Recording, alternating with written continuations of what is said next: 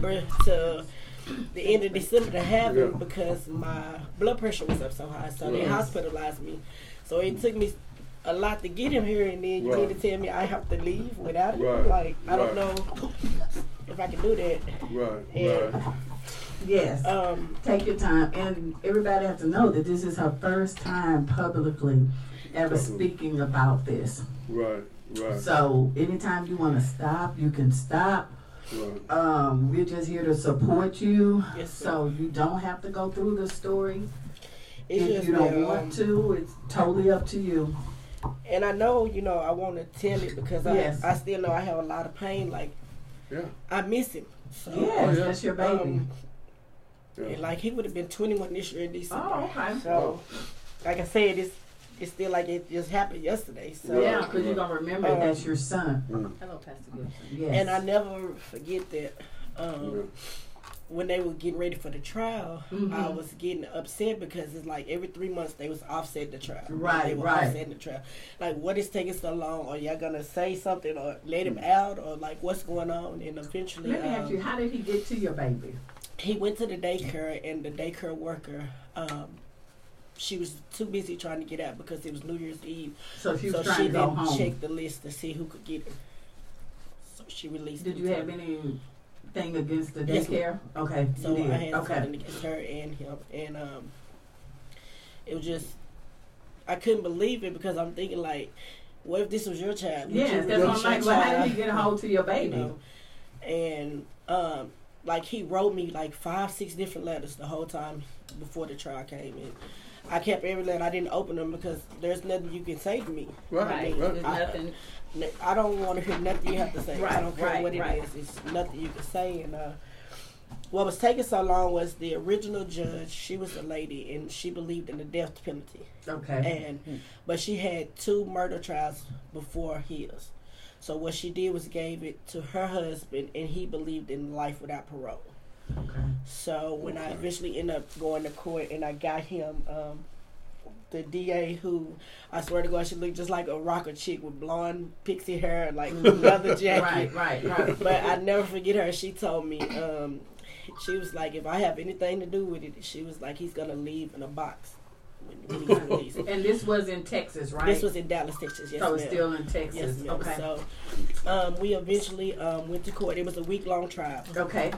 I didn't get to go for the first 2 days because that was for the doctors and the EMS, to so tell everything I didn't get that to happened. testify. I testified on the last day of trial, and it was just like he was sitting there like with nothing, I guess no remorse. And she had eventually opened up the letters. He was trying to do that to really get back at you. What happened was when she opened up, I gave her the letters. Yeah, let her open the letters. So when she opened them, he was just trying to explain like he didn't know what happened. He just blacked out, or because my baby wouldn't stop crying, so he just. But for first place, why did he go get your baby in the first place? And that's what I was like. Well, you shouldn't even have him. And he wouldn't have been crying. He wasn't the father, was he? No. So he had no business picking up your baby. And what really hurt was that when they did an autopsy on my baby, they said he had a bruise to his rib. That was to his bone. So he took his fist and hit his little rib. And with him being a year old, he's a baby. Your bones are not fragile, and that's what they were telling me because his cradle wasn't hard enough. Yeah. His birthday was like it's just like an egg. So when he shook it, it broke in my baby. So I was like, to a year old, like you found him like my son was a grown man. He was a baby. And he was a baby, and so. His lawyer kept saying, "Oh, you must hate him and you must do this." Regardless if I hate him or not, my son won't be here. Your son, would never know. Because of the domestic violence, that your baby had no reason to I would never suffer know that. What my son could grow up to be, or all the dreams and hopes and visions you had for your baby, because your son took it away, and right. It went so far as to where I got both his brothers arrested because they shot up my apartment. His mom. All because someone was trying to get back at you. I got his mom arrested because she was threatening me when we would leave the courthouse. It was just ridiculous. And when they came down with the verdict, my mama didn't come because my mama said she couldn't handle it. Well, I know. That's enough of them doing her daughter like that, and then they taking her grandbaby. So when we was in the courtroom, he got found guilty. Okay. And he got life without parole. And did he give any reason, or he just? No, he just said he did it because I didn't want to be with him. And that was a reason to kill a poor, innocent, little, precious baby. And so the first parole hearing is if this world is still going, it will be in 2046. And make sure you be there. 2046. Yes. Make sure you be there. And that was in 2002. So, okay.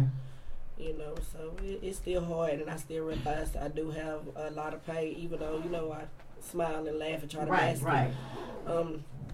Just one day I was in my room, and I was crying to my best friend, and I told her, like, I didn't know how much pain I still had, like, because it's your child. You know, I miss him, and I really want him here, even though my other kid and my kids miss him. We all had to see, like, a psychiatrist. We all had to get help. It was like, it was a lot. And when I tell you I spiraled out of control from 24 to 37, I'm just really getting my life back in control now. Because it's, have y'all heard of Bo's Place? Yeah, I was going to bring it. What Bo's Place is, it's a free counseling service where they help you deal with your grief. Okay. They have all kind of services and everything and different things for the children. They do a whole lot. And you will be in a group like with adults in your grade, or your children will be in groups like that, and it's free. It is very, very good. I'll give you that information because they can start helping you process some of that because you shouldn't be able to still have to walk around. I know that's a hole in your heart. That's always going to be a hole in your heart because your baby is not here. But still, you can kind of go through the grief process. How long the grief process is going to be, that's between you and God, you know. But we want to make sure you stay healthy. And first thing I just want to say, I'm so honored that you decided to start talking about it. That's the first step as far as you processing it. That's the first step. So you're on your way of healing. But like you said, who knows how long your healing journey is going to, you know, will take you. And that's what I said.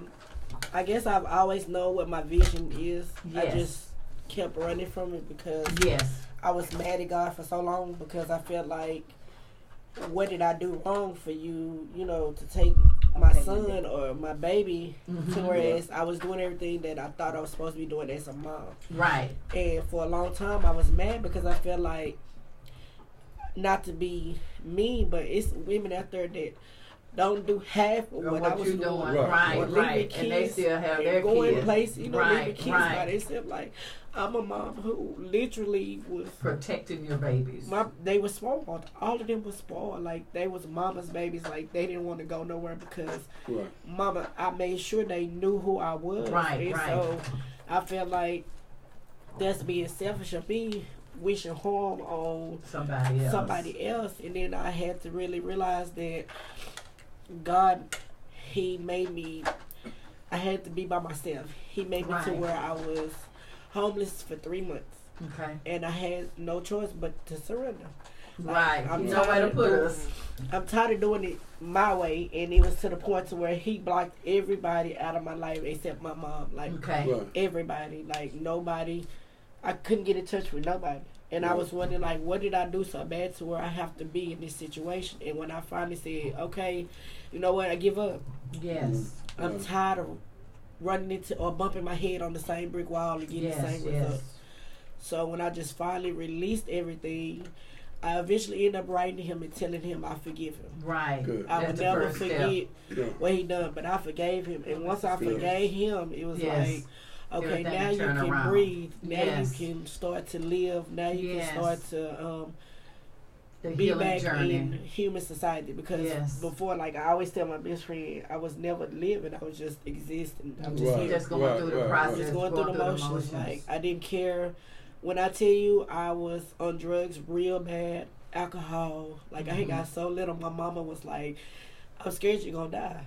If you don't get your life together. That was the pain you were in. It was the pain. It was something that I did to numb me because I feel like if I was numb, I didn't have to face reality. And the reality was I didn't know how I was going to cope without having him. Your baby. And because of that, I made the decision to my other 3 kids that my sister took them. Okay. I was out of their life for 10 years, and then we got back. Me and all my kids got back reconnected, and it's like I never left, but you wasn't healthy enough for them, so you made the best choice as a mom. Yeah, and that's why I always me and my son, we kind of still butt heads, but I told him I was doing what I thought was best at that time, and to keep still protecting them, still keeping them safe. I couldn't provide for me. Right, no, this is my best friend. Okay. I couldn't provide for them. So why would I put them in a situation? You couldn't even take care of yourself. When I could take care of me. And that was the best choice you did. You did the best choice by putting those children in a safe place. You know, with your sister, they were in a safe environment, and you know where you were. So as a parent, you did the right thing, you know, until you started healing. And, you know, through the domestic violence, you know, you still were suffering from that.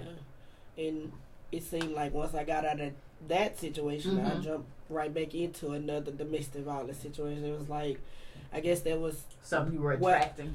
I attracted, but I thought I deserved. When after that, like right after that, I got married, and because the guy was like 14 years older than me, I figured, you know, he's a grown man. He gonna take care. He gonna take care of me, and I always say I married the devil in disguise. Let me ask you, because I hear a lot of women say that. How soon was it before the domestic violence started? After you got married, how long was it before it actually started? 2 years. 2 years, okay. We were together 7, and right after, you know, they say the honeymoon. Right. At first it was. At first it was just like. Everything went fine. It was mental at first. It was a mental, like, I noticed that he started, now that I look back, he started isolating me from my family. He didn't want me to go around. I've heard that that's normally about to isolate you. Then it was to the point to where, why you keep getting your hair done? Why you wearing makeup? Why you have that on? So it was like going worse and worse. And then you were young too at the time. I was you're still young, so I'm not knowing. And I'm thinking like, hey, this is a marriage. You're not supposed to leave at the first sign of trouble, or you know, you're supposed to fight, and it just got worse and worse. And I found out he was a pedophile, a registered sex offender. So when I was trying to leave the situation, we ended up getting into a heavy fight. And I ended up getting stabbed. Yeah, I remember you told me. Like, it was just a lot. And I was like, maybe I deserve this for not being a good mom or not being able to protect my son. And I always thought that. And once I realized it wasn't me, it was him. Yes. Then I felt like, oh, okay, now I can breathe. It wasn't me. Right. You know, I did do right, and I did leave. And when I was trying to leave, that's when I guess he noticed that. Okay, now she know her worth now. Yes. Because I had got all the way up to like a size 28. Okay. Because I was just depressed and didn't know why this somebody that claimed they love me, why would they be treating me like this, or why would they be having me stuck in the house, you know, would take my car, I couldn't go nowhere. Like, I'll never forget one birthday, my auntie and all my cousins threw me a birthday party. And he had to work. And so I was like, well, just come when you get off. Right. That turned into a whole argument where he busted my whole windshield out because it was just my birthday. Just because you went with your family? Yes. And I'm thinking, like, it was my birthday. Like, and that's my family. Like, I never understood that. And so from then, I made my exit plan to make sure I got out. And when that happened, I was like, it's me or him. I'm not. One or the other. You're not going to take me. And because I always had the vision of my mama is going to have to identify me. And I did not want my mama to have to identify me. Right. I made sure. And so once I got out of that, I just isolated myself for like 4 years and found me and found to make sure I love me unconditionally now. So. Right. Like I said, I commend you. Like you said, you finally decided you wanted to talk about it. And we support you. Yes. Anytime you want to stop, feel free to stop. We don't push you here. We're just here to help you with your healing. Yes, sir. And like I say, that's the first opportunity is once you start talking about it, you'll start seeing that heavy burden, or you're going to always have that for your son. I'm just saying, you're on your healing process. Yes. So I just figured maybe if I could at least save somebody. Yeah. Because when I was younger, I didn't have anybody to talk to or turn to. Right. Yes. No one was going through what I was going through. And, you know, again, not to be sounding mean or anything, but Right. that wasn't what happened to black women. You know, they didn't lose their kids to domestic violence or or man killing. Right. At least that's, you know, because I'm young, I'm thinking that's in my mind, like, you never hear that happen in these type of situations. So for me, like, I didn't have anyone that knew what I was going through. Nobody could sympathize or at least wanted to sympathize with me about losing a child. And majority of the time it was like, oh, well, you've grieved enough, you need to get over it. Or it's been 5 years, you need to get over it. Or you need to do this. And I'm thinking, like, how can I when that was a part of me? I always say that's my heartbeat. Because that was, you know, that's something that I had created. So he was my heartbeat. So how can I not? And nobody can tell you about your journey. That's your journey. Nobody's walking in your shoes but you. So however long you need to heal or process it, you take your time. Take your time, you know, and if nobody will listen to you, you keep talking, because you never know while you're talking who you can help. You never know. It might be somebody that just listened and said, you know what, that gave me the will to plan my exit escape. Just like you planned yours. Yeah. I mean, I just won't get out, please. If I don't care if you have to, like, a lot of women don't want to leave because I don't want to go to a shelter, or I don't want to have to depend on nobody, or I don't want anyone to know what we're going through. Like, please, like, leave. I don't care if you just leave with just what you got on, leave. Right, just get out. Like, get out. Talk. Like, get out. Like, if I could foreseen what was going to happen, I just would have, you know, left. When I kept getting, we all see red flags, but when you're in a relationship, you overlook those red flags as being, oh, you know, he loves me. Yeah, that's the only reason why he's saying this, you know. That's why he hit me. That's why he do it. You know, he wouldn't do it if he didn't love me. So I encourage, like, please, like, I'm 44 now, so it took me over 20 years. Please, you know, get out. I don't want anybody to have to go through the pain or what I had to go through with burying a child, because that I promise you, I thought I was gonna die with him that day. And I had to lay him to rest. I refused. Do not close his casket. Do not put him that. No, you know. And I meant that. So they let me see him for like 2 hours before I originally buried him. Able to let him go. So I could just let him go and tell him, I'm sorry, you know, but. I want him to know. But you did everything right. You know, you as a mom did everything to protect your baby. But in my mind, I was thinking, like, what was my son thinking? Like, where's my mom? Yeah. Why she's not here to protect me? Or why she's not here to help me? Had that man pick your baby up before from the daycare? No, never. I didn't even know he knew where the daycare was. That's what I'm saying. Like, because when I cut it off, because that made me scared. And when I get scared, I was like, your babies. I gotta protect. And it was just me and my baby boy at the time. So I was like, oh no, I gotta protect him. He's not even walking yet. You know, I gotta protect him. And right. It was just that. So when that tree, like, to this day, when me and my best friend, if we laughing and joking, my nerves are really shot. Yes. Like, do not holler at me. Yes. Do not do nothing. They're going for it. My nerves is like really shot. They are bad. So you're going for it. No. I originally met.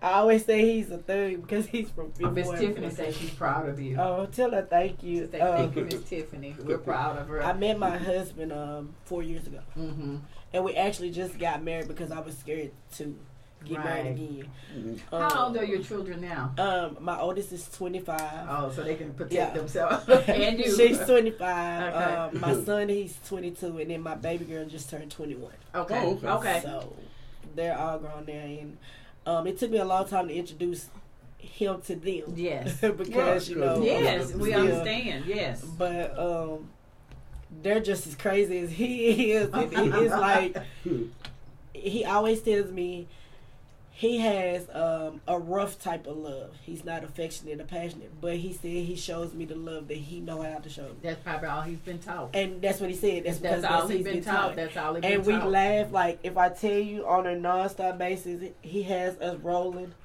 like, constantly, like, on a daily basis. Like, me and my best friend can sit in the room, and we not bothering nobody.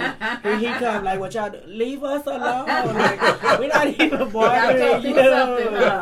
And he has like so many different voices that he used on us. Right. He has an African I saw him voice. last night. Wasn't it last night? Yeah, when he barbecued. Oh my God, he got an African voice he used on us. I said he needs to turn that into some money. He was good though. Yeah, he need to go on Facebook Live with his characters. Yeah, so I tell him every day. I appreciate him. Mm-hmm. You know, he's still rough around the edges, but I appreciate him because. Well, you have to meet people where they are. Where they are. That's all he knows. That's all he knows. You know? And I'm his first marriage. So. Oh yeah, so it's gonna take prime process. Yeah, it takes time. So he was like, I don't know, you know. He don't know what to do. Yeah, he never taught, so you can't fault him for that. You know? And that's what I have to remember that I can't fault him for something he has been something taught. He doesn't know. But like I told him, he said, I accept you for you. Right. And he's originally the one that really made me stop wearing my hair in my face because I used to cover my face. I remember you said that. And remember when I first met you, I had just cut all my hair off. Cut all her hair off. I'm like yours. I had just cut it off and dyed it. She did.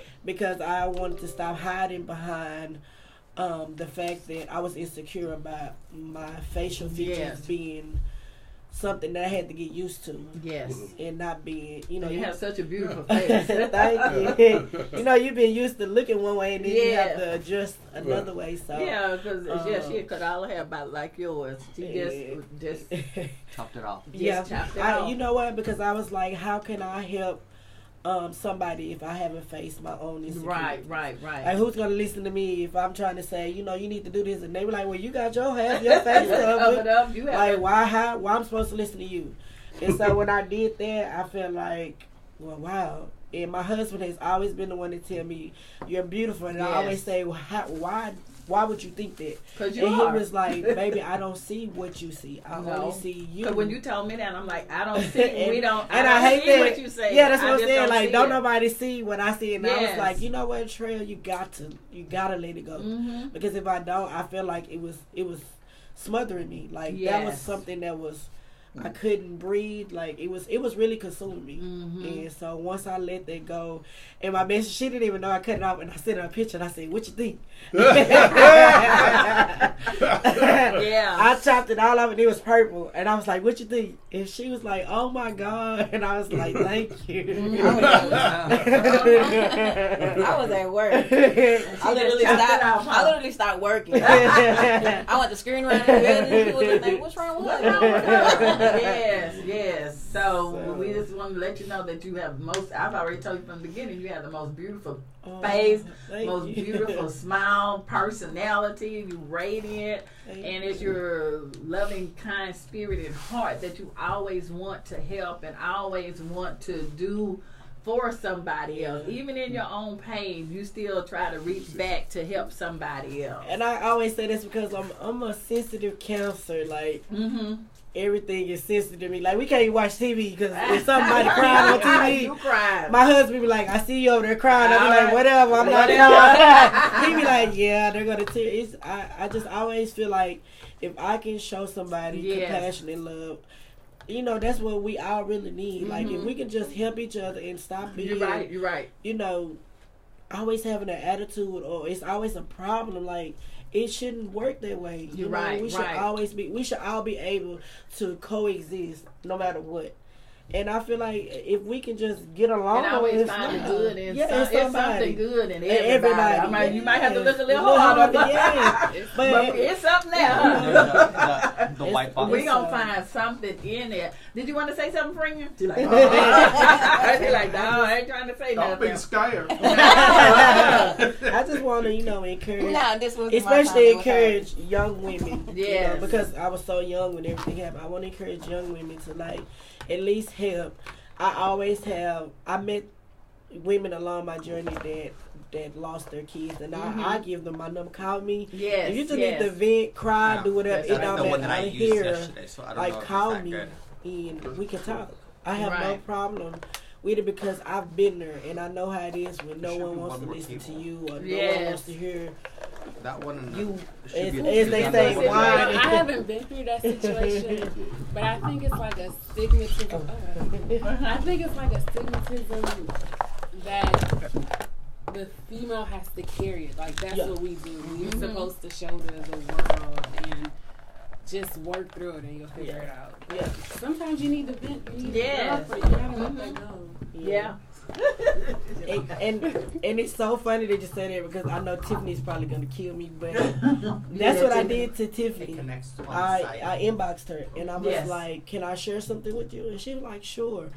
And it was just something that was saying, talk to her. If you talk to her, I promise you, she will listen. Yes. And when I talked to her, she was like, you can text me. She called me. She even sung a song. And I was like, I've never met women that were so freely to help or give advice. That's right. You know, because like again, where I'm from, it was always thought, oh, black women can't get along, or women in general can't get along. And so once I met her and just, you know, kind of enclosed and looked some things to her, she was just like, you know what, you know, I won't say anything about it, but when you're ready. Yeah, when you are ready. So, and that's what I told you, whenever you ready.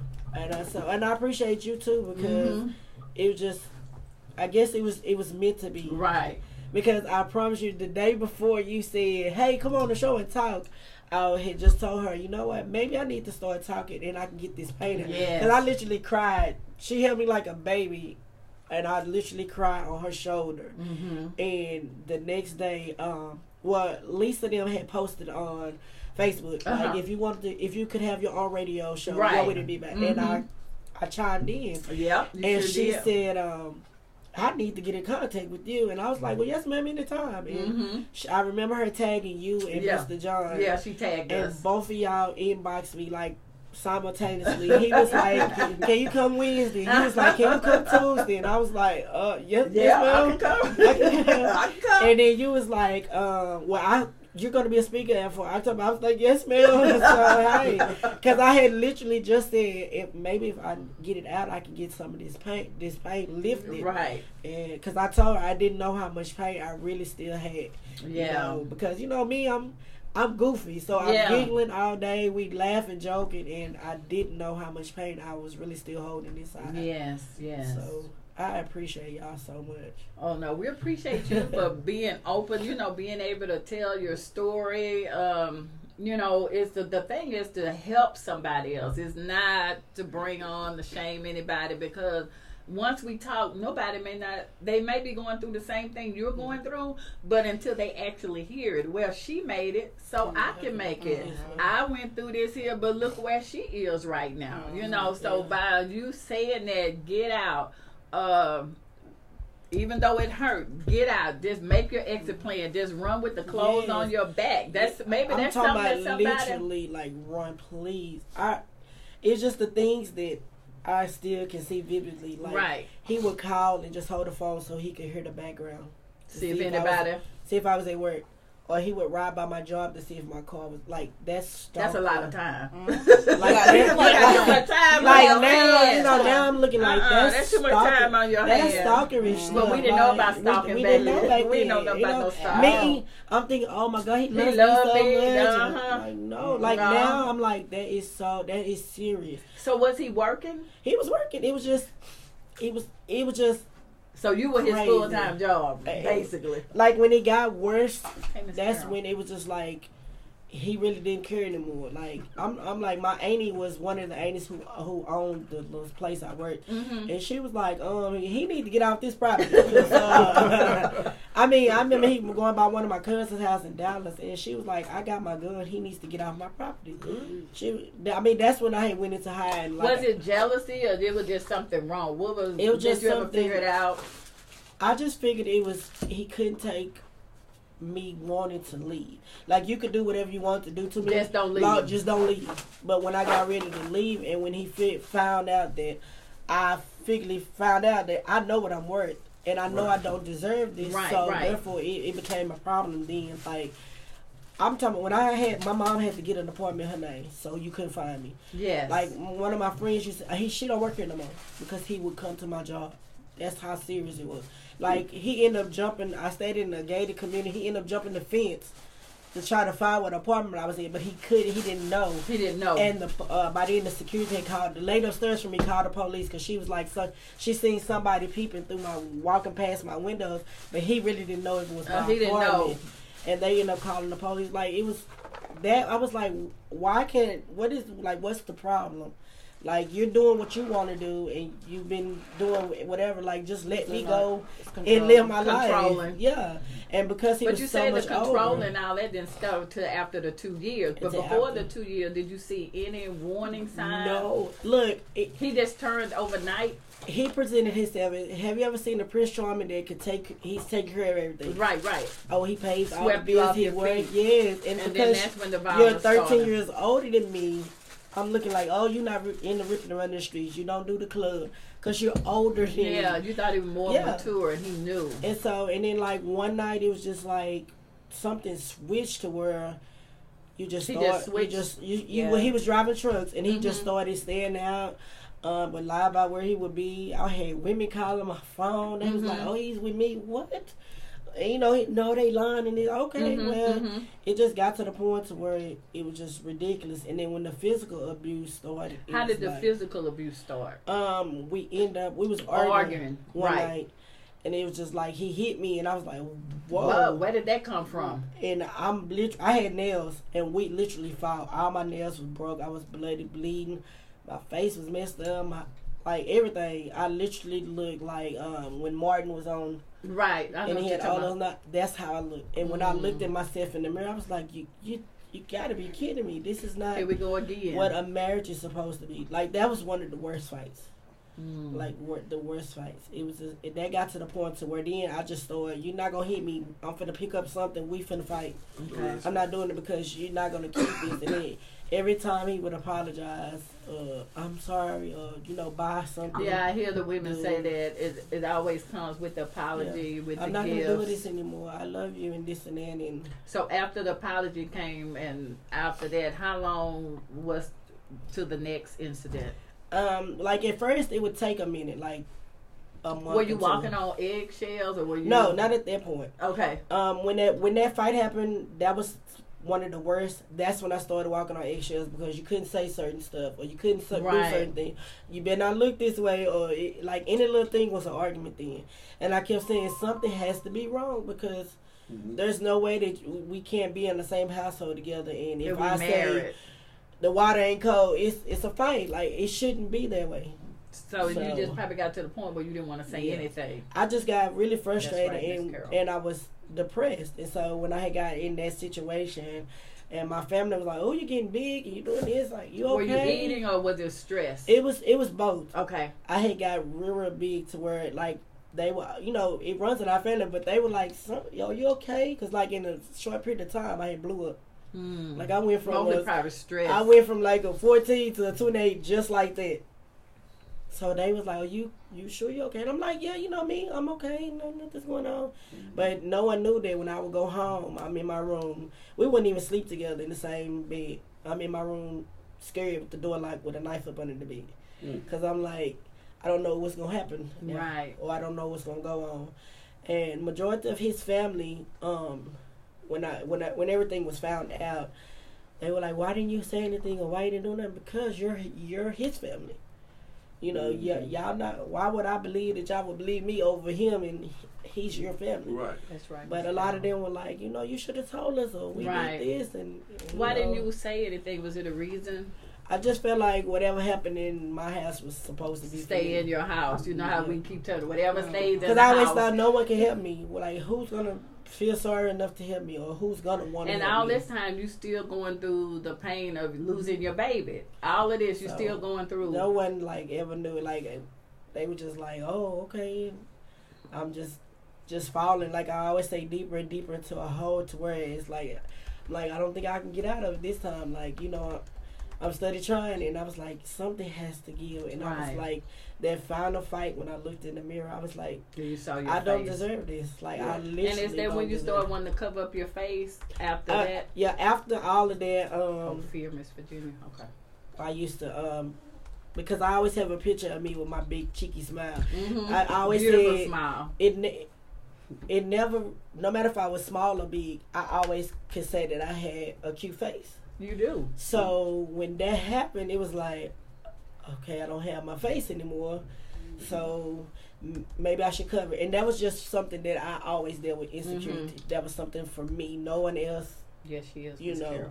So I would always cover my face. I would get the same hairstyle, maybe a different color, but it this was always covered up. Okay. And I know it got to the point to whereas when I first started saying I wanted to do my own business, I was like, no one is going to take me serious if they're looking at me and I didn't want people to feel sorry or to be like not focused on what I'm saying because they're too busy looking at my face. And for some reason, I always thought that like no one's gonna take me serious, or I'm have to answer questions about why my eyes like this, or why this, or why do I do this, and. But everything you were saying, nobody knew. You were the only one that felt that because you kept telling me, I don't see what you're saying. What? I don't see it. Let me give the call-in number for anybody that want to call in. It's 281, what is that, 318? 8650. Anybody that want to call in, 281-318-8650. Miss Virginia Ballard say, tell you that you are helping others by telling your story because so many remain silent. Yes, and Miss Virginia, can you call in? She has a story too. Can you call in for us, Miss Virginia? We would love to hear your story and encourage some of the ladies. So make sure y'all call in 281-318-8650. And don't forget our domestic violence seminar we will be having October the 5th. She is one of our speakers, and we are sponsoring 50 ladies from a domestic violence shelter. I can't mention the shelter name. We're going to provide them with hygiene bags, plus we're going to provide bags and different things, toys and stuff for the children also. So we're going to do that. So I've gotten in contact with them, but I can't call the name because they have to keep it, separate. But confidential. Yeah, because we can't let them know. Okay, post the number. Miss Virginia, 281-318-8650. 281-318-8650. And we're going to get to you, love. Please call in, Miss Virginia. We would love to hear from you. Yes, and we're so happy, that you're sharing this story. And I can tell the more you talk, the more you're smiling. I'm excited. I've always said I want to do something with domestic violence because it gets overshadowed by cancer because it shares the same month. Yeah, breast cancer. You never hear about domestic violence until a situation happens. Yes. Like they don't pull out and give it the same effort that they give breast cancer. Yes, They don't make it aware. We don't have an awareness for it. Like the only time someone gets involved is if if someone gets hurt passed away, right? If it's been a major thing. So I feel like I understand breast cancer is it's tremendous because I have a cousin who had breast cancer and I got her on me for breast cancer. So I do understand, but I also feel like the same energy we give to breast cancer, we need to give to domestic violence. Right? There are people out there who, because they're scared, they don't want to share their story or they don't want to say anything because they're looking at it like, so where can I go? Nothing has been broadcast about safe places for them to go, or if I go here, will he find me, or different things like that. So a lot of women and a lot of them be scared to walk out the shelters because we've been there and they're still looking around, and when we go there, we could still see the bruises. And the last shelter my husband and I went to, and it was this little boy. He was, how old is the little boy? About 4 years old. And I was talking to him, and he was in my lap. All of a sudden, he just did a chokehold on me, and he was just shaking. I'm like, no. And his mom told me that's what he saw his dad do to her. Oh my God. And that's how he played. When he gets somebody, he just hook them, and then that's what he saw, and he thought that was normal play. And we had to talk to him and say, baby, that's not it. So, but he didn't know. He just always would see a left hook and something like that. Thank you for calling. This is Real Talk with Lady Hale. Who am I speaking with? Hey, Miss Virginia, how you doing? I'm great. How are you? I'm fine. I've worked with Miss Virginia. She has a story. That's only if you feel that you can talk about it, Miss Virginia. That's totally up to you, or whatever you want to say to this lovely lady. This is her first time ever sharing her story. You just have to hear Miss Virginia's story. When you hear her story, you're like, this lady is amazing. And I truly thank you, Miss Virginia, for all the help you do with the women for domestic violence. She goes to court with the ladies. She help them find apartments. She help them go file the charges. Anything these ladies do, any time of night, Miss Virginia is there for them. And I truly thank you for that, Miss Virginia. I need a Miss You're Virginia. very welcome. She said she need a Miss Virginia in her Back life. then, yes, I needed a Miss Virginia back then. Yeah, but you Miss learn. Virginia will be very, Yes. Miss Virginia will be very glad to be a part of your support team here. Yes, ma'am. We all need that. And I too am a survivor. It has been about 20 years, but each time I hear a story from a woman that is going through domestic violence or deal with a woman that is dealing with domestic violence, it brings my story back like it was yesterday. Yes, So I did live in silence myself for 14 years. I did that because I thought I was the only woman that was being abused. I was shamed. I didn't want no one to know anything about it. But when it got to the point where I was severely beaten, I had 246 stitches in my head. I was in a coma for 3 months. I died 3 times. And when I came out of my coma, I didn't know my children, I didn't know my family, I didn't know anyone. But I praise God that I'm a miracle walking today. Yes. And I promise God, because He gave me my life, that I will forever always support and stand with and do everything I can to help women living their life in domestic violence.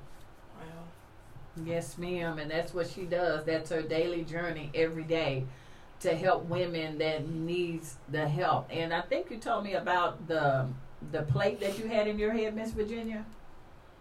I had the stitches, 246, 246 stitches. That was stitches, in my and head. in a coma I don't have for a 3 plate months. that's in there, praise God, but I had 246 stitches. And the doctors were telling me I wasn't going to be able to do this and I wasn't going to be able to do that. But amen, for my faith, I said the devil's a lie, and he is, because I am very prosperous today, and many women do listen to me. And when Yes, they do. do as if I don't understand them, then I share my story, because I don't want you or any other woman to look at me or anyone else like we are better. Yes. Because you will be surprised at women that deal with things behind closed doors Yes, and remain ma'am. silent. Yes, ma'am. Yes, ma'am. Well, I love you, Miss Virginia. I really wish I had you when, I was going through my situation, because, like I said, I didn't have anybody that I could turn to or talk to. So I would love to maybe do something, be active with you. As long as I could get involved, I would appreciate it so much.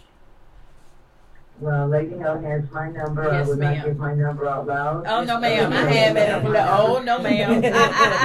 I'll make sure she does get it. And I hope you can come to our domestic violence seminar. And if you're available to come and speak, because you heard me, we're going to give 50 women from the domestic shelter hygiene bags. They're going to have snacks. We'll put hygiene, different little items in there. And then we're giving their children bags for like snacks, crayons, colors, toy bags, and things like that. And when is this event? October the 5th. Okay. Yes, I'll ma'am. check my calendar. Yes, ma'am. Get with me, Yes, ma'am. and we'll talk about it. All right. Thank you so much, Miss Virginia, and God bless you. And I'll make sure Miss LaTral gets your information. Okay, and thank you for having me. Okay. Thank you. God bless you, Miss Virginia. God bless you too. All right. Continue to hold your head up, my sister. Yes, ma'am. Wow. Thank you. Yes. Bye-bye. Okay, Miss Carol, you want to call in? Now you having to call in. Call in, Miss Carol, 281-318-8650. 281-318-8650. See, all it had to do was just take one person to say something. Miss Carol say, I'm praying for her and so many others like her, and healing is possible. I'm a survivor of domestic violence on so many levels. Being free is a choice of the decision, and healthiness. Blessings, everyone. If you want to call in Miss Carol, the number is 281-318-8650. Tell her always hold her head up. She's a queen. Yes, she is. She's a beautiful queen. Yes, ma'am. Tell her I'm just learning to hold my head up. Yes. Because she always saying my face. I'm like, what is it? I swear. I'm like, what is it with the face? I don't see it. What is it? You know, she I guess because I looked at it for so long, or I had to. It's on me. Yes. I guess I'm the only one that can say, and they be like, "Well, I don't see it." No, we don't. We don't. You kidding me? Because I see it every day, and they be like, "We don't Right. see it," and I was like, I know that's why I knew it was consuming me, because that was just something that was eating away at me, and so I finally just said, you know, listen, I'm either gonna live my life and be ashamed and walk with my head down, or hey, maybe I could talk. I could start talking, and maybe I can help somebody. And so, and tell them about that business you have. Yeah, come on, look at it. Yeah, so all of this you've done. I have a plus size business with my best friend. It's called Perfectly Flawed. I called it Perfectly Flawed because of all the insecurities and flaws that I was dealing with. I feel like maybe if I'm not the only woman who's dealing with a lot of flaws, us as women anyway, we right. We can be a size 2 and say, "Oh, I have a little fat here." Yeah. So, we all gonna say that.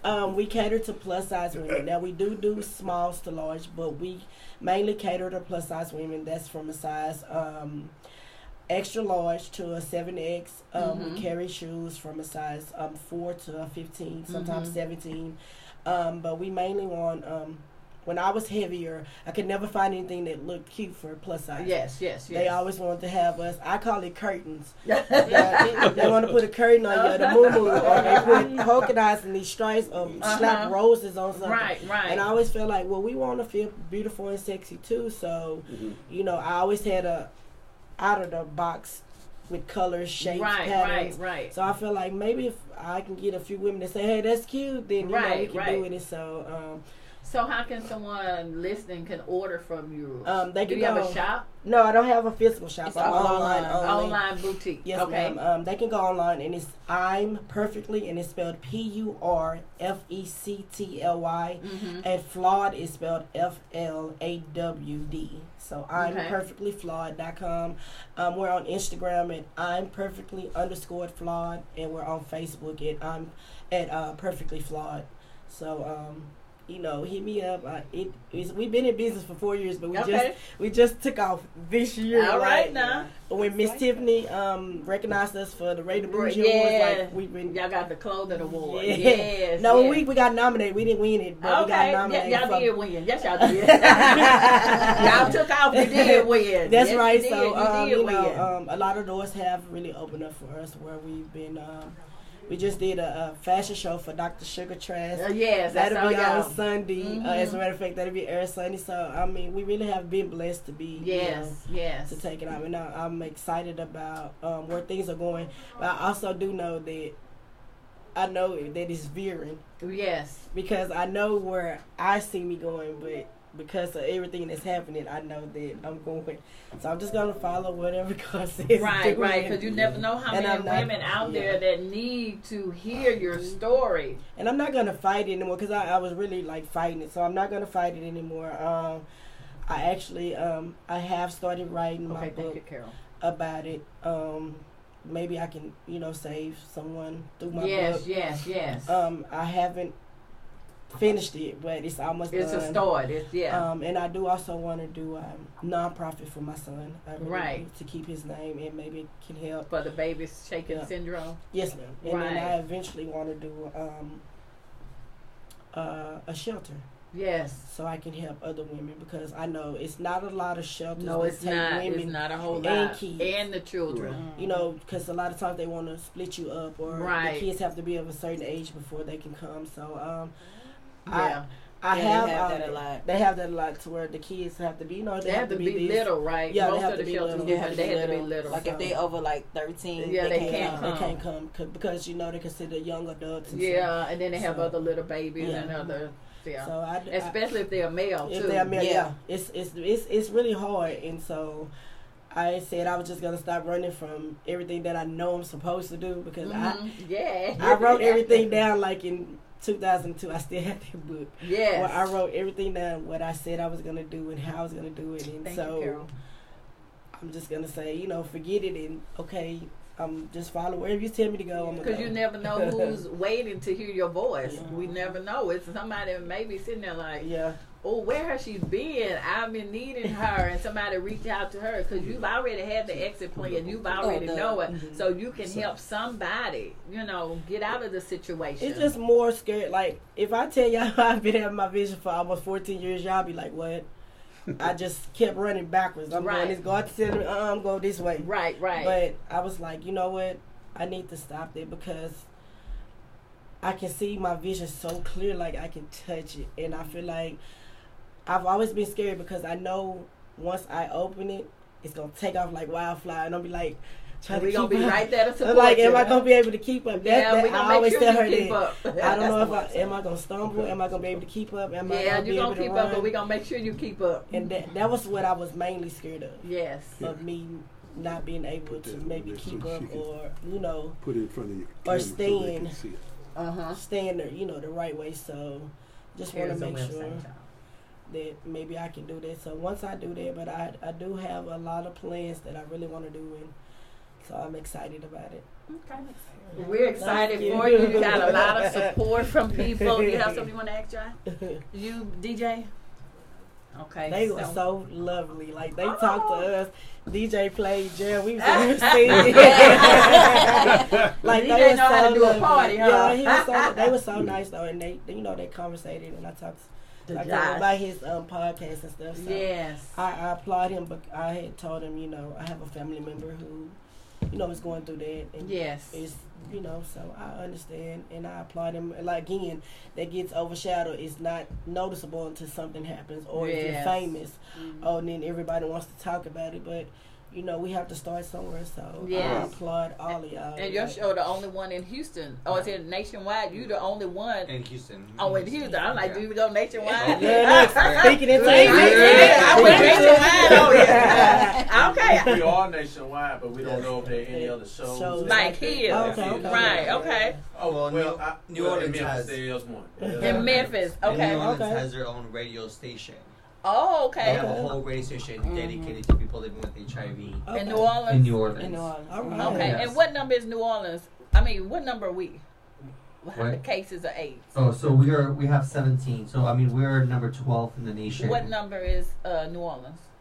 You don't know? I don't know. Okay. I can look up the statistics, too, because it's New Orleans, Baton Rouge, Atlanta. I know at one point it was Atlanta, then Baton Rouge, then New Orleans, and then like Houston was a little bit down the line. I have to pull up the statistics again, because I follow that. I know people that. So this is a topic that needs to be talked about. Yeah. We wanted to definitely bring attention to the fact that HIV is still very much into existence here in Houston. Yeah. And while we're not talking about it, we have a lot of resources available, but the resources are not being reached to the people who need to be reached to. Mm-hmm. So what we really want to do is just bring the community together and start talking about it and doing something about it. So just not start talking, but actually doing something.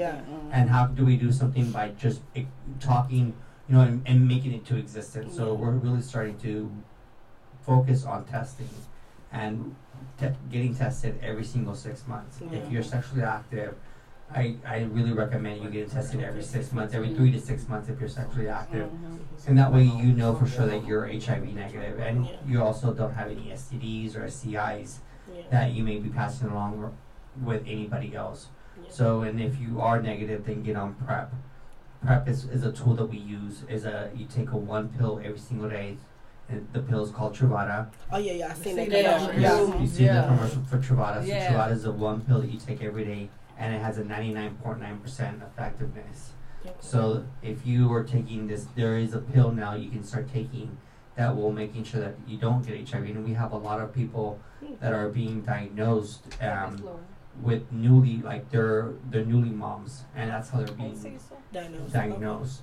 And we want to make sure that we end that cycle, and because a lot of people, they fear their partner, their partner, like you were saying, like they abuse them, and they're saying that this is, I'm gonna have sex with you, without a condom, and the female really doesn't have much to say about it. So we really want to put attention on all this information that's out there because people are still getting new rates of HIV, and the only way that we're going to be able to eliminate it completely is by doing something different. And so this is where Positive Impact came in, and we really want to make sure that we bring the advertisement or bring the back into the front, because we feel like HIV has been on the back burner these days now, and that's just no longer acceptable in any category, and it shouldn't be anywhere in the United States any longer. We are in 2019. We've had a pill now for 15 years that we know that it stops. So what are we doing wrong? So thank you, Lady Hale, for giving me the opportunity to speak. Always. I was telling him, we learned about it, maybe in the 9th or 10th grade, and then you didn't hear about it anymore. You didn't hear about it no more. You didn't hear they nothing took it out else. of schools. And that's what we were talking about last night, and the kids have no clue. No clue about what's going on. Yeah, so let's get to another guest. Hey, sweetie. Hey. Can you tell people who you are? My name is Giovanna Burton. She gonna use that one. Can you use it? Can she use that one? Yes. She can use that. Yeah, take that one back. Okay.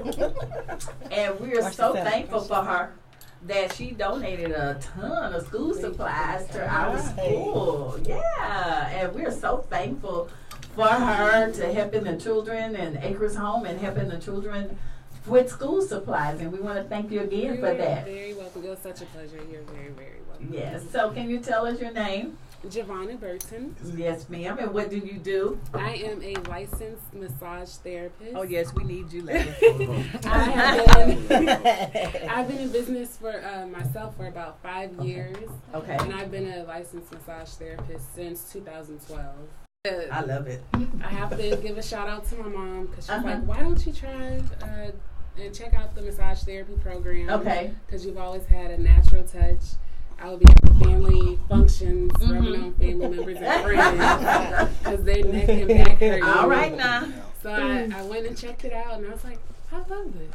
So I went to the program, and I tried to run from my calling, too. Yes. But I was like, nah, come back. I got something for you. I tried to, for years, I tried to do everything but massage therapy. Okay. Maybe that's your calling.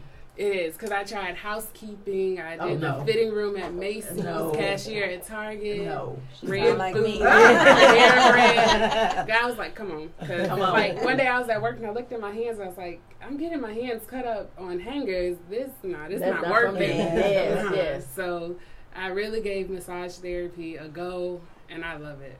And you have your own business, right? Yes, ma'am. And where is your business located? Right at the corner of South Shepherd and 59 South. 2020 Southwest Freeway. And how long have you been there? Going on 3 years. All right. So how can someone reach you? You have a website or phone number? I have all the above. Website is neededtouch.net. Needed, KNEADED, touch.net. Instagram at A Needed Touch. Phone number 832-785-3837. And what type of massages do you do? I do Swedish, sports massage, cupping, hot stones, aromatherapy. I do it all.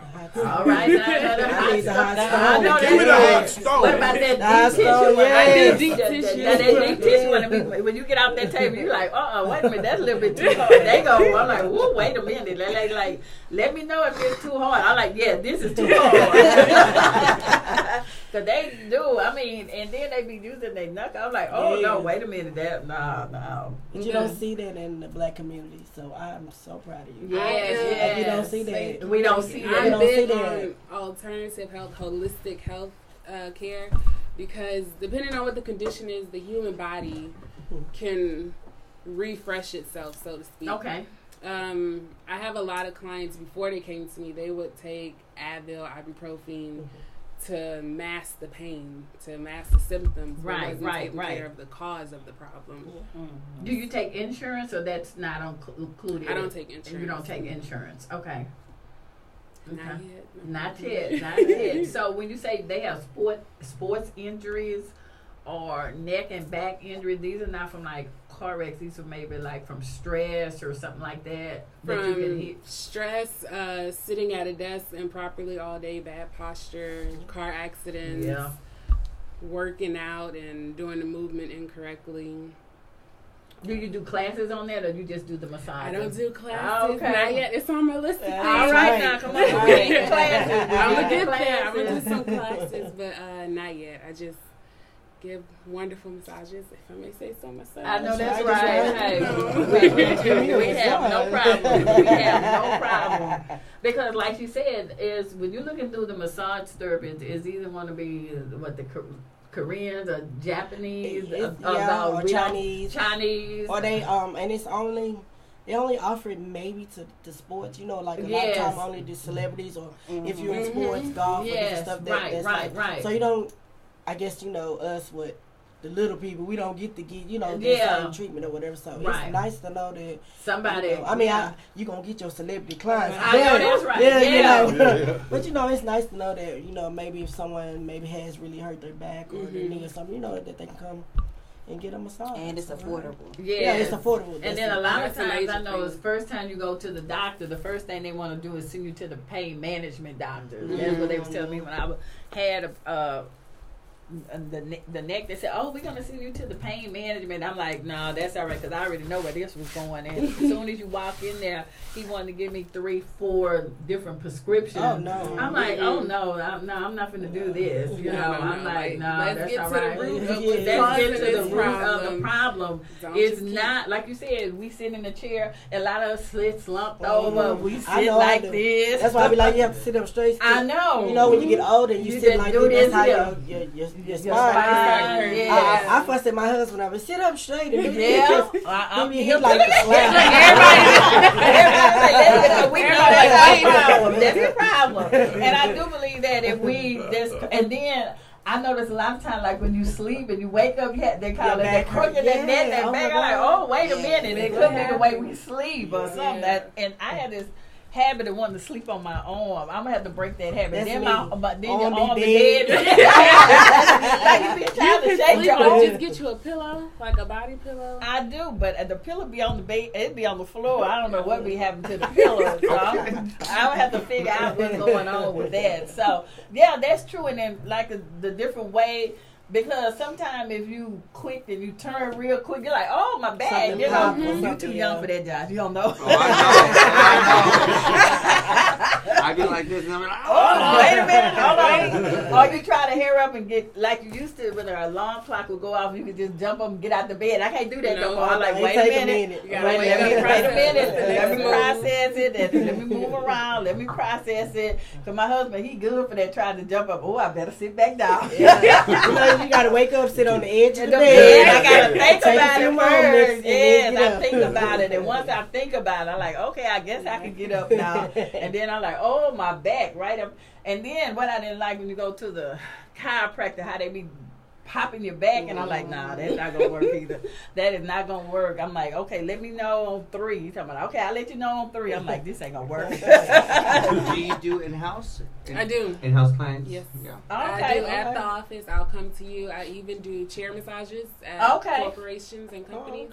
Okay. Now make sure you give your name, your number again, because there's a lot of organizations that be doing things, and you could come. You know, remember when we had the grand opening, we had a lady there that did the chair massages. Yes. Yeah. Dr. Sugar. Yeah, Dr. Trash. She did that when we were there. So she's a massage therapist. So let us know. I see DJ over there. He like, My issue ain't got nothing to do with it. My issue is I got a herniated disc. Okay. Yeah. Is there anything you can do for that? I can give you a little bit of relief, but not too much for the bones. That ain't no relief. They say that ain't no relief. What, that happened with a car wreck or something? Yeah. And once that disc come out, it just surgery will have to take it back in. That's what they told me. I'm like, okay, did you do prayer. therapy? They said it actually didn't help. I tried it. It didn't work. They just said as I get older, it's gonna get worse. But I have my good days and I have my bad days. Oh, okay. Yeah. Well, we have the massage therapists in the house. And what school did you go to? Did you have to go? They have the massage therapy school, or you go to? No, there's a massage therapy school. How long is the school? My program was 9 months to a year. You do 9 months in the classroom, and then you have to do clinical 500. Yeah, clinical. So you can go to any place, or you can they send your place. No, you do it at the school. Oh, okay. Yeah, so they have the massage students do the massage. Oh, okay. That people can't come in and they can do the. Okay, they used to do that at the beauty school. Yeah. Okay, yeah, I remember that because I would be going every week, and it was good, and it wasn't that much. I think they were trying like $12 for an hour, and I'm like, I'll be there every Friday. Well, that's what they do at the barber school. Well, you know, now they do it for free. Okay. Around the time for back to school. And right. stuff like that. So they'll go out in the community and stuff like that, or they have people come to them and they'll just give out free haircuts and stuff. Then. Oh yeah, that's true because they still need their training for the haircuts. And how many hours did you have to get? I had to complete 500. And how long is that? That's 500 clients. Oh. Wow. If they if they did 1 hour, it's about 500 people. You had to find your own clients? Most of them would just come into the school. I would tell family and friends, y'all come, please help me out. So did they have to pay when they came in? Okay. Yeah, because see, that's why I went to the beauty college. I had my certain girl every Friday. She knew I was coming, clockwork, and I was coming. So I applaud you for doing that, and you have the most beautiful spirit, the attitude, and you, just like LaTral, y'all have a giving spirit. I always want to give back, and I'm just thanking God that He's placing people in my life, you know, that have good spirits and, you know, strive to help other people, and I always want to do something to give back to the community. It's not like it's just about me. You know, it's about helping somebody. And that's why I try to tell people, you got to take yourself out of it. The only way you really truly get your blessing is when you help somebody else. But if I'm always looking for a handout, how am I going to be a blessing to somebody else? I just won't. But people, they don't have that. They're not thinking about that. So. Everybody has that mentality. Oh, if I do something for you, I need to get paid. Or this and that. I hate that because that's what they're teaching now. Yeah, you're right. That's what they're teaching now.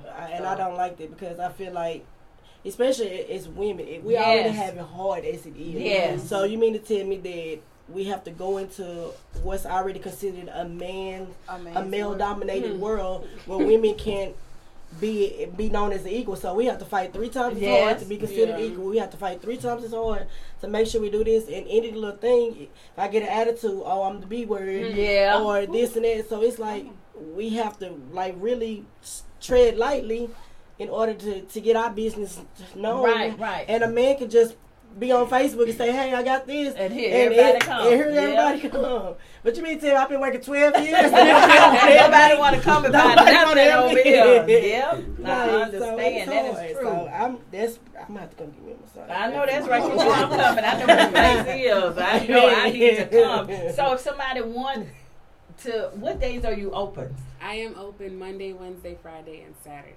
Okay. Tuesday and Thursday, that's dedicated to school.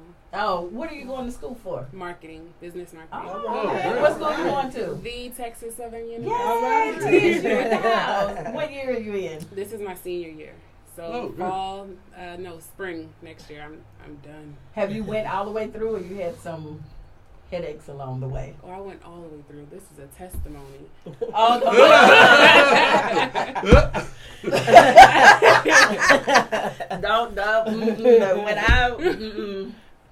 I remember when I was trying to graduate, and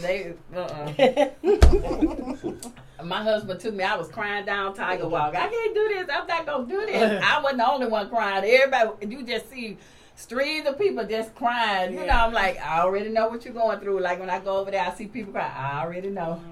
I already know. And then the young men, they get upset. They want to fight. I'm like, I already know. My husband didn't understand because he went to Purdue. And you know how you start at the gym way on the other end, then they send you back way to financial aid. And then when you get the financial aid, oh no, they sent you to the wrong building. You got to go back to Hannah House building. And they don't know what you do. That's what he said. It's too high. Like that Tiger Walk, And I went sit in the remedial class. Y'all come find me. I know that's right. And this is the part that got my husband. He said, well, why don't y'all just put it in the computer so by the time we get to the other end that we already know. The lady say, well, we don't, our computers do not connect. He like, what? Oh, yeah. The computers don't connect. So I'm coming from down here, way Tiger Walk. Yeah, the computers do not, they give you the physical paper. So if I'm down here on Tiger Walk on the other end by the science building, I got to walk way down there because I was in school of business. So I had to go way down there by the law school. Let me tell you what I thought I would get in trouble at. I had sat down at, and that's when I was a freshman. Okay. I ain't know nothing about no sororities. I sat down at the wrong tree. But they became friends with me. Hey, where you need to go? Alright, just over there. Just go over there. Don't come back to this tree. But I came back to that tree anyway. This is like, That's a whole different ballgame. TSU, I could be, if anybody just go to TSU, I think they should just give you the degree. I'll just go there, just give it to you. I cried that day, and I know I was getting ready to graduate. I'm like, I cannot do this. The lady come on. It took me 3 days to register. 3 days. That sound about TSU. 3 days. And it was in the summer too. It was like 100. And he went the first day. He's like, I ain't coming back. That was before the 90s. I went in the 90s. No, my mom there went in the 70s. It was the same way. So I know it's still the same way. I just don't understand how this school is so big. And if I'm down here registered and I need some paper from the School of Business, why I have to walk way from the science building way to the law school building, way down there. It's going to take me 15 minutes. And then they're going to tell me I'm at the wrong place. Then I got to go back, take the paper back, tell them they sent me to the wrong place. Yeah, that is where you're supposed to go. I'm like, That's what they do.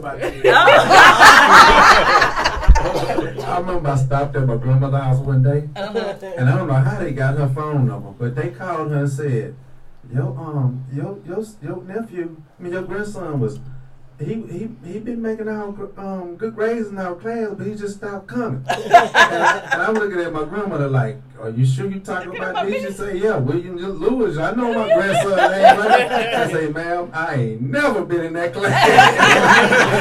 I don't know where that grade came from. That's about to issue now. All right, if they gonna give me a grade, if they gonna give me a good grade, I'm gonna take the grade. I'm telling you. I ain't gonna even question. I ain't gonna even question it. But when I was registered, my problem was I was in my maiden name, and then when I registered in my married name because I wanted my degree. So I ended up having 2 accounts at the school. So when I'm in class, they call it Lanita Jenkins and Lanita Hale. I'm like, no, I'm the same person. And then the teacher's like, okay, now what you up to? You trying to do some kind of fraud? I'm like, no, y'all got this wrong. Yeah, and then they had 2 financial aid accounts in my name, so that's why they flagged me. I'm like, no, y'all had it wrong. I said just change my maiden name to my married name because I wanted my degree in my married name. How long that took us? The whole semester. I'm getting ready to graduate, and I'm still dealing with this here.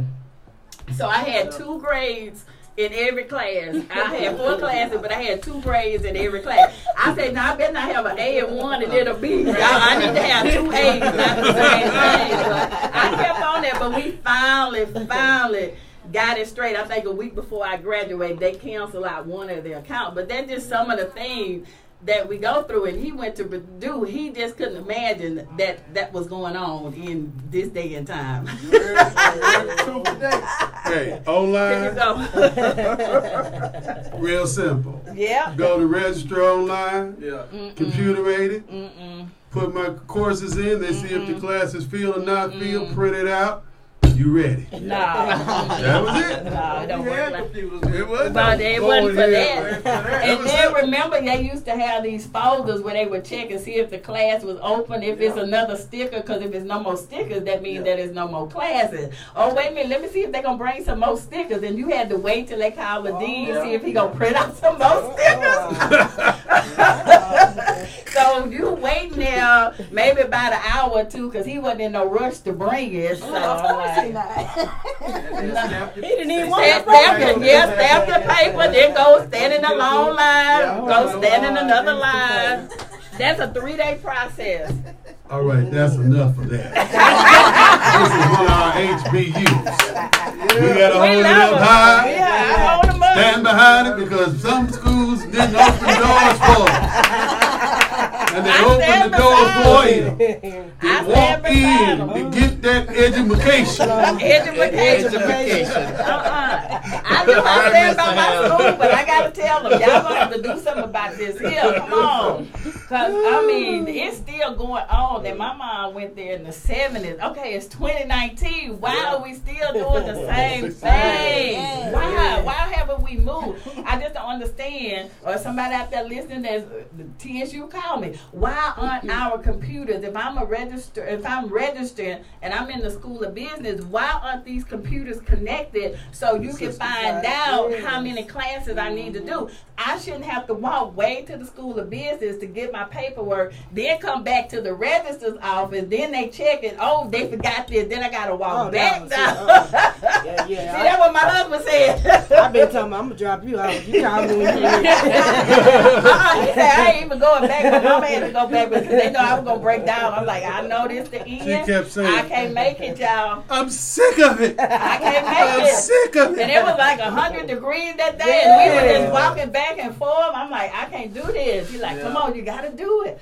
I'm like, oh. And then when we graduated that day, everybody like, why nobody smiling in the line? We like, y'all know what we in through. Y'all only know what we in through. They're like, why ain't nobody smiling? Y'all smiling. That's what the dean, the president, and we like, the only reason I'm here because they made me come to this graduation. I just wanted to pick up my paper. I didn't want to go. I'm like, I could pick up my paper. I done passed all my classes. I could pick up my degree. Well, they'll mail it to you. I said, you can just put mine in the mail. I ain't even have to go. But I love our our HBUs, but we're gonna have to do better as a people. That's what you were saying about, the women. We have still in our community, we have so many things that we still need to get over. That's like if she have her massage therapy business, why can't I support her? Right. Why can't I support her? And that's what irks me, because y'all gonna spend $500, $800 on a Beyonce ticket, but I'm asking for $30 for a massage, and y'all complaining because it's black owned or this and that. Like, I don't understand that. Like, why can't we support our own? That's how all the money stays in the community. That's how we build. Yes. That's how we build and get other things. That's how if I help cultures you, then when you help somebody else, they help somebody, and it's a chain reaction. I don't understand that. I don't know why we can't do that. We need to come together and be able to support each other instead of tearing each other down. Like if you have a shop, why can't I just, like I had did something for her. She said, I want to get you a pair of shoes. I'm like, no, I'll buy the shoes because I don't want to do that. Oh, yeah. That's your Remember business. I told you, I said, that's your business. No. Like, no. That's your business. That's your academic. I don't do things like that. I support your business. Try to get you more customers. I don't want to take from your business, because if I take from you, how can I get my blessing? I just truly won't be able to get my blessing. So, what time is it? 8. Okay, I'm still good. You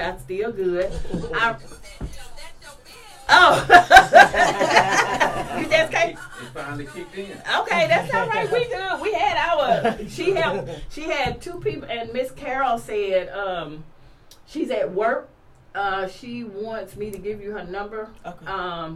She had been through, she said, about 15 years of domestic violence, and nobody in her family never know what she went through. And by you finally speaking and telling your story, she has the courage now to want to talk.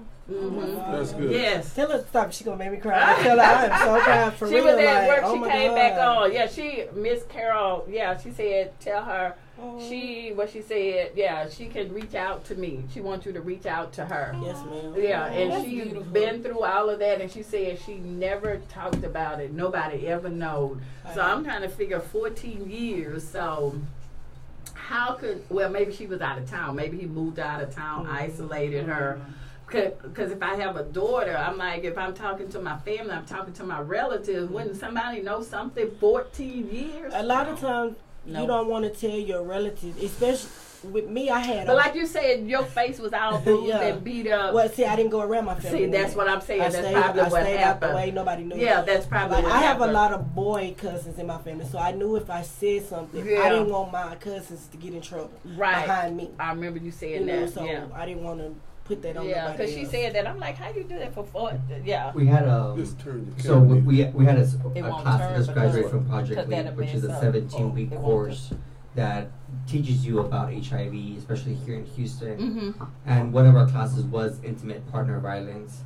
And one of our projects was we all had one person had holded 7 strings, and then they gave us everything to say, and one string was the pastor. You go to your pastor, and your pastor says, "It's okay, stay in your marriage. You're okay."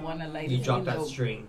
Then another friend, you go to another friend, you tell him, "Hey, I'm being abused."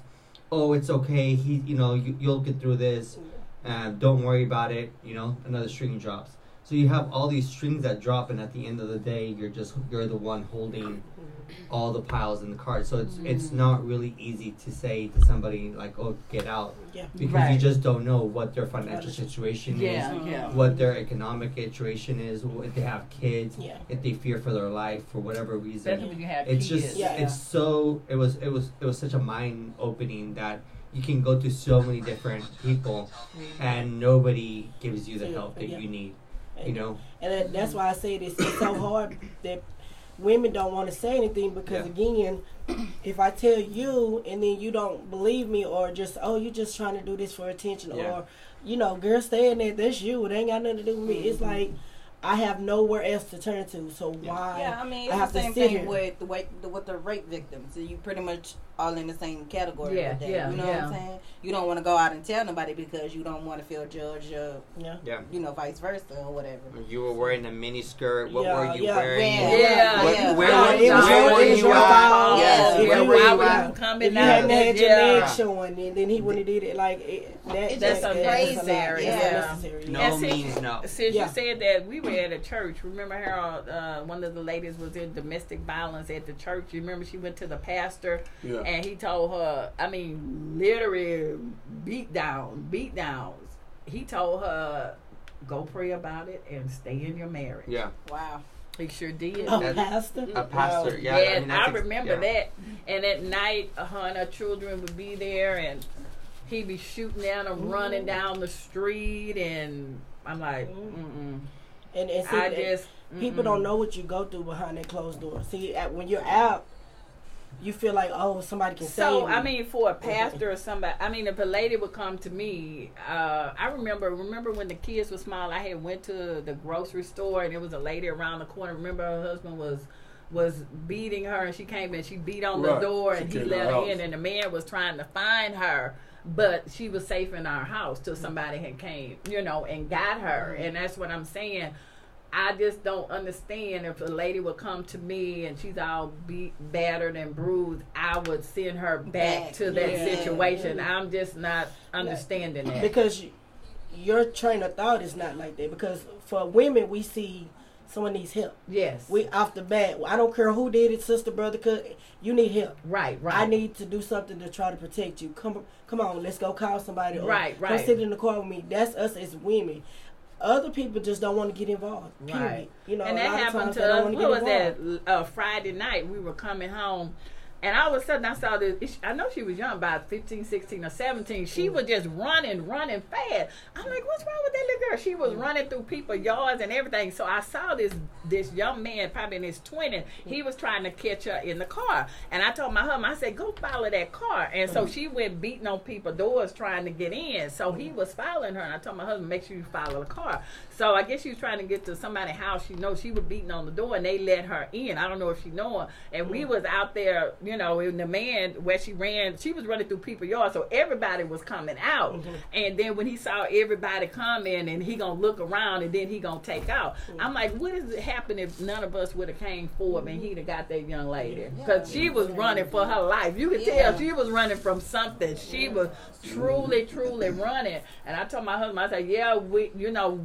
if we see something, we're gonna call the police. You know, I'm not saying we're gonna get out, and because I had a friend that intervened in something, and he ended up getting killed for trying to stop like that. But what I will, it's a lot of ways that you can help. Yeah, like I said, we followed that car because she took out. I mean, that girl was running for her life. Something he was doing to her, she took out. And I say, that's not a regular jog. And then I started seeing people coming out because I guess she was beating on different people's doors, and finally somebody opened the door. But unless you're not aware that a lot of people won't even open the door, you know. Because there's so much stuff going on with crimes, with people trying to break in and they do stuff like that to get in your house. So you really don't know who you can trust or who is really telling the truth. Right. But I would still call 911 I guess and tell them to come over there. You know, we have instinct, and you can kind of tell when something is going on. And I could tell by us being in the car. I'm like, something wrong with this girl. She ain't running. We need to call 911. We need to follow. So your instinct. I could tell something wasn't right with that girl, the way she was running.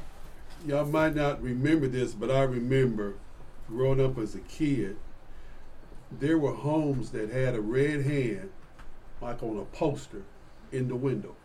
Mm-mm. And if a child was ever in trouble, and they see that house with the red hand in the poster, it was a safe. It was a safe house. Yeah. And I know my neighbor had one of those. But then we got so many sick people now in this world. They'll put that right. It ain't like when you was little. It was in Indianapolis. That was in Indiana. Yeah. It was like a safe haven. A safe place for kids. Make sure we check the house out first. We got to make sure that person is well vetted. Yeah. Because you don't want somebody just to get it. Get the sign. Maybe there should be some kind of inspection done. Right, you know, right. You went through this, and this is how you have this. Right. That's the only way you can achieve this is if you go. Or try to have a list. Be an excellent program. Yeah. It would be because I signed up for it immediately. Yeah. Because you just never know who may. Or the domestic violence women. Yeah, they need a place to go. We can work on. Yeah. We know hospitals and fire havens. We know that. Matter of fact, yes, they have something like that in Memphis. Okay. They have a symbol. Then you know this is a safe haven. Okay. In certain places.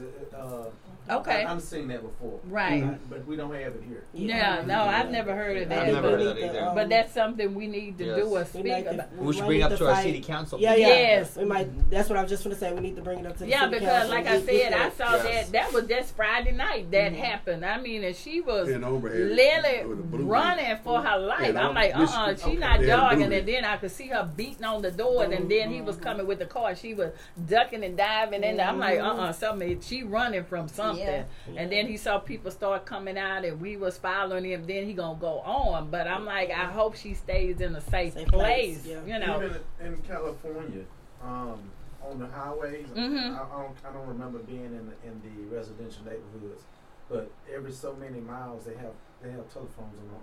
Yeah, they have those at U of H. I've seen. I don't know if TSU don't have those like in the parking lot. They have the emergency phones. Yeah, they're putting it on all campuses now. Yeah, good. There's so much going on the campus. So much going on. But that's a great idea because you never know.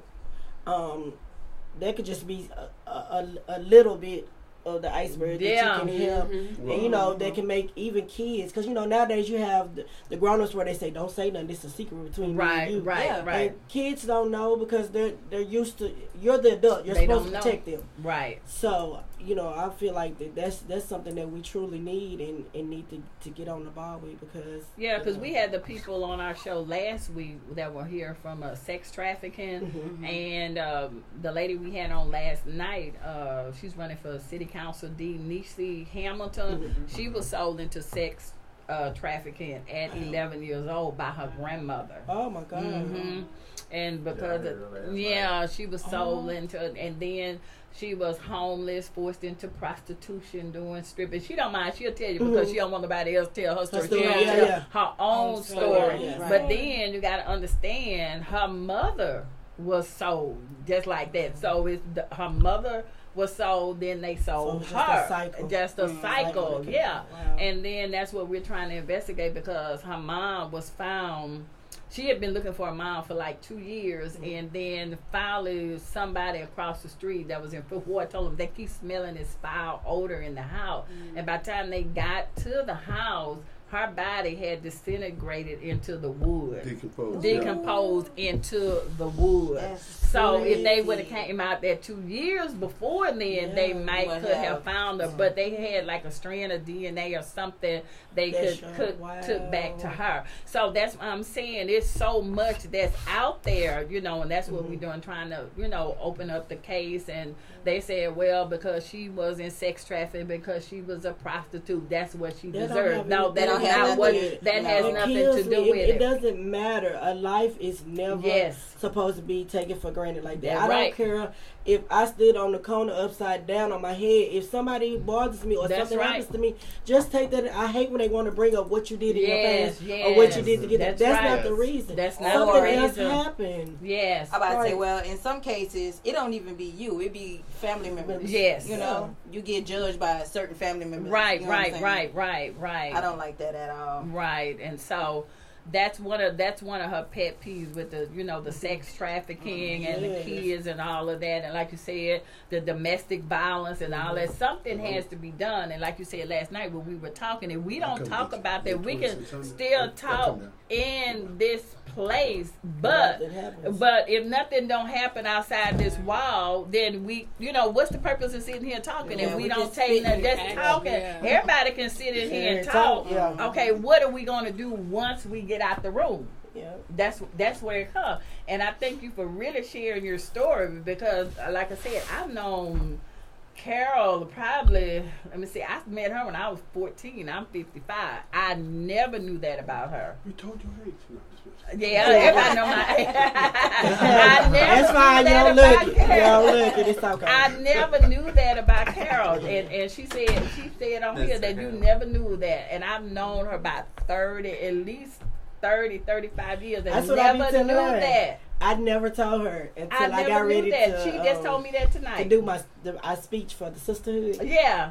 She told me bits and pieces. I told her bits and pieces. Like I never told her the full story. She just knew that I lost my son. And how long have y'all been friends? Oh, for what? Almost 4 years now. For real? Yeah. It's been because look, we actually were working together. I was the manager, and we just clicked because we're both from out of town. So we just clicked, and when I found her drive. So do you have to be comfortable with that person before you want to share your story? It's not that. I just didn't want, because we were friends, I didn't want her to look at me in a different way. Again, When it came down to it, when we got really cool and started talking and stuff like that, she came up in her mind that I was going to look at her different because she told me her story. That wasn't, like when you be talking about how she looked, I never seen that. We don't see I'm that. thinking like, what are you talking about? We have no clue what you're and so when I finally told her, she was like, "Why you didn't tell me earlier?" I was like, "Because I didn't want." I was like, "You thought I was going to judge?" I mean, what can we say but support you? That's all we can do. We can't do anything but support like I keep saying, it was me that I always this right here. Oh, they gonna look at you this way, or they gonna say this, or they talking about you. So did any of the abusers say anything like that to you, or that just you thinking that in your mind? Well, I know when I used when I was getting out of my marriage, he used to always say, "No one's ever gonna want you." And for what reason? He used to always say, "I'll mess you up," or I'll make sure that won't nobody ever want you again. Especially when I had lost weight. See, when I was big, it wasn't a problem. Mm-hmm. When I lost the weight, that's when it became the problem. That's my biggest thing. Then you wanted to help. Then you want to go to counseling. No, it's too late now. Like, I've endured enough that I'm not finna keep enduring it. Then I'm young still. Like, I'm turning 30, 31. Like, no, I'm not going through this. So it was like, no, I'm fed up. And I always said, you always know you're at a breaking point, and you never know how strong you are until you have to be in that breaking point. Right. And I never knew how strong I was till I was like, you know what? This is not it. I'm not doing it anymore. I called my mom. I was like, Mom, I need your help. She was like, what? I was like, can you please get an appointment in my name? In your name for me? She was like, yeah. She got the appointment. I had one of my good friends I went to school with. She worked at this place. She was like, I can get you on. I had a job, call, boom, I'm gone. Yes. Nobody knew. I'm 100 and something miles away. I'm gone. And that's how I felt like I had to hide out. I felt like this was something that I had to do. And I kept saying, I need to do this, because if not, it's going to end bad. And that's the only thing I kept thinking about. This is going to end bad. I don't want any of my family, or especially my mom, because me and my mom had always been rocky, because I always thought my mom loved my older sister more than me, because my sister was the one who worked for child support. My sister, DPS trooper. I followed in my mom's footsteps and became a nurse, because my mom was a medication aide. So I always thought my mom loved my sister more. But when I told her that, she was like, no. And before my son got killed, me and my mom hadn't talked in about a year. We hadn't been on good terms. And when I lost my son, that's when me and her reconnected. And I call my mama 2 or 3 times a day now. What you doing, lady? I'm calling to bother you. What you doing? And I hate that a tragedy had to happen in order for me and my mom to realize to be back. And it was me. It wasn't even my mom. It was just something that I thought, because again, me on the outside looking in, I'm thinking like, well, I'm doing everything I'm supposed to be doing. And my mom was like, I love both of my kids equally. Yes. And you see that now that you're a mom. I see that now. And that's why I bug the mess out of my kids, especially my 2 daughters. They be like, ugh. But they call me on a daily basis. We call, FaceTime. They call and check. Okay. And especially my oldest, she's a Capricorn, so I said she's the moody one. Okay. So she be like, I be like, you ain't text me today. She be like, oh, you did?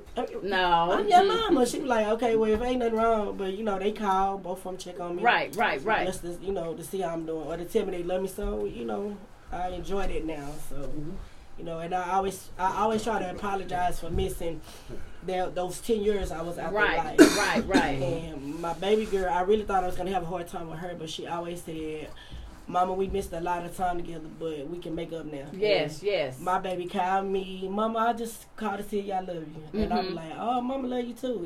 It's the point that it's like we never stopped. Like they never stopped knowing that I was their mom. So, right. But you did the right thing, because at the point you couldn't take care of yourself. So you were only doing that to protect them and keeping them safe. So as they got older, they'll understand that. And it's just my son now. Like I said, we're going through. I feel that he was told something that wasn't incorrect. So when I have to tell him, hey, this is what happened. Like both of my daughters, I sat them down and told them. Yeah, you tell them the truth. Because I didn't want them to be told something else, which they were. Right. They both told something, and when I told them what really happened and why I made the decision I made, because I thought that's what I was doing, what was best for them at the time. Yes. And I always apologize. I'm sorry that it didn't turn out, and if I could change it, I would. But that's what happened. At the time, did what was best. This is what I thought. Yes. And my oldest, she stayed with me for a while here. She wants to move back, but she stayed here with me, and we just bonded. She had a tragedy. The reason why she moved back, because she lost her grandmother.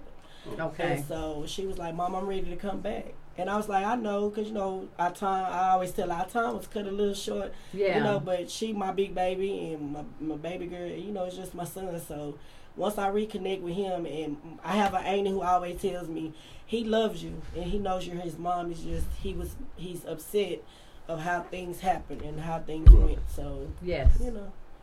So I just pray on a daily basis, God just let him understand that was my only decision. It was either give them to my sister or get them to the state, and I refused to do that. I didn't want them to be split up, because they had told me at the time they wouldn't take all 3 of them. They was going to split them up. So that was the decision I had to make. And that was the right choice you felt in your heart. Yes. Before we end the show, anybody out there that's listening that's been through domestic violence and had a child killed through domestic violence, what would you like to tell them? I would like to tell them they have to take it minute by minute, and you have to. For me, it took a while, and I know the choices I made wasn't the best choices for me. So I don't want anybody to fall into that cycle, because it's easy to fall into depression, drugs, alcohol, because that's what I did. Okay. And I felt like it took me a day to get in it, but it took me like 10-12 years to get out of it. So I don't want people to have to go through that and feel like, oh, well, dang, it was easy to get in, it's hard to get out of. So If you can talk to somebody, if you can call somebody, I don't care. Just call me, 832-372-8989. Call me, inbox me, talk to me. I will help. I mean, if I can do nothing but just drive to where you at and help and talk to you, or give a hug, because I don't want anyone to feel like they have to take their life, because I tried twice to take my life. So I don't want anyone to feel like that's their last decision that they have to make. It took me a long time. You have to forgive yourself, because I didn't forgive myself for a long time. So once you forgive yourself, you can take it day by day. Okay. And then you can take it week by week, and then month by month, and then year by year. Okay. And then I had to change how I celebrated him. His birthday is December the 17th, so instead of me crying in the morning, I do cry early that morning, but I celebrate him. I still buy a birthday cake. Yes. I still put the candles on and, wish him a happy birthday. Yes. I call the kid, and, there's his sisters, they know that it's his birthday. So I just try to keep his memory alive. So that's why I said I wanted to do a nonprofit. Maybe if I can do the nonprofit, I can help other women who's lost, not just women, even men who maybe have lost a kid by their ex-wife or ex-girlfriend, to help them. Because I know for me, I didn't have anyone to talk to. Yes. So if someone is out there that you can talk to, or you feel comfortable enough to, a lot of times we have something that's pulling us to say, go to this person, go. That's the reason why. Yes. If you can go to that person and talk, then do it. I just don't want another life to be gone or another life to be taken, because that's the hardest thing. When that casket closes, no more. So, I still see his face, but I know that he's my angel now, and I know for a fact he's watching up for me. So, that's a blessing. And anybody that is in that situation, they need to call me. It's 832-417-1696. So don't think that you're alone.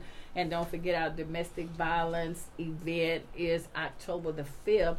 And we're supplying 50 women from the domestic shelter with hygiene bags, with snacks and other products in there. And we're also providing toys and snacks and other items for their children also. So if you want to help with that, my Cash App is the $ Shining Stars 2020. We will be providing that for the women. And don't forget, on September the 14th, that's a Saturday from 10 to 2, we will be giving out school supplies for the children. We have enough for 250 children. So if anybody knows some kids that need school supplies, make sure that you let them know. They can contact me again, 832-417-1696. And also in November, we will be feeding the community for the Thanksgiving, and also in December we will be giving away toys. And I've also chartered a bus from First Class Tours that we will be taking children from 3rd Ward, 4th Ward, 5th Ward. We will be taking them out the community and taking them around to see Christmas lights in other areas. I want them to know that there is a River Oak, there is a Kingwood, there are other places besides these projects that we always see. So I want to involve them. And I'm just letting everybody know that I have set aside 15 seats for my children with disabilities. So if anybody has a child who has a disability, they're in a wheelchair, they need special accommodation, make sure you let us know, so we are willing to make any accommodation that needs to be, so these children will be able to participate in this event. So make sure you call. We are willing to make any kind of accommodation that we need to. You have anything else, Mr. Josh? Anything coming up? I want to thank Josh. I love him so much. Josh has always been by my side since day one. I had to attend a funeral this weekend, and Josh and Mr. Hale, they took on that school supply drive out there in that hot sun. They were out there. They got them school supplies done. And when they came home, he was so beat down. I'm like, I'm tired of this sun. But we had fans. We had a good teamwork. Yes, we had fans for the seniors and cases of water that they gave away. All the fans and all of the water for seniors was gone, and we gave away 30 of the 40 backpacks. So the 10 that's left, I'm going to make sure those children at the domestic violence shelter do get those. Okay, and go ahead and tell us one more time about your business, love. Anita Touch Massage Therapy. You can find me on Instagram at Anita Touch, KNEADED. All right. Is there a phone number, love? 832-785-3837. And give us your hours. Monday, Wednesday, Friday, 10 a.m. to 7 p.m. and Saturday 9 a.m. to 3 p.m. And you're going to be a TSU graduate very soon, Yes, right? ma'am. We're so proud of you. And we had another visitor to come in. Can you pass him the mic? You just don't come in here and sit down, so we don't do that. That don't happen. Can you introduce your friend, Mr. Hale? We don't do that around here. This is my photography buddy, Herbert Hughes, and we are just like brothers, blood brothers. We talk every day, and we talk photography every day, and he is an excellent photographer. Yes. Just say a few words, sir. Thank you for that introduction. I heard you had a lot of good things going on here, and I just wanted to stop by and see. Thank you. It looks wonderful. Thank you. All right. Thank you. Short and sweet, huh? Nobody can never come. Can you give us a song, DJ, real quick? Or we ain't getting no song tonight. I'm trying to get them cut this out. Every problem after problem. They ain't answered it. Anything you want to say before we get out of here, DJ? It's going to get hotter. You got all these lights on, DJ. So we want to thank everybody for coming out. Thanks for our live audience. I know I want to apologize to you. We had technical difficulties. We had to go get stuff. I am so sorry. But I commend Josh and DJ Game Type for entertaining y'all, keeping y'all informed. I really appreciate that. We work as a team together. So until next Tuesday, this is being Real Talk with Lady Hale. Make sure you join us next Tuesday. The reason why I shit the talk, they answered. They hung up. You say you don't want to talk no more. He said that's it. All right. Until next Tuesday, this has been Real Talk with Lady Hale. Join us next Tuesday from 6 to 8:30 p.m. And I'm sorry, my babies, y'all did not get y'all story time tonight, but I promise you, we will do the story time tomorrow. We just had a lot of things going on today, but we're going to get you. And I thank my boys and girls that's always on here. They were like, where's the story? We're going to get the story. I'm sorry, boys and girls. We trying to get the story.